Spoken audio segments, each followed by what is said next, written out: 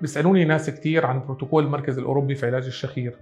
احنا بنستخدم أعلى مستوى أجهزة على مستوى العالم، جهاز السنور 3 براءة الاختراع الألمانية في علاج الشخير، وجهاز ATS لايت ووكر من فوتونا نايت ليز لعلاج الشخير.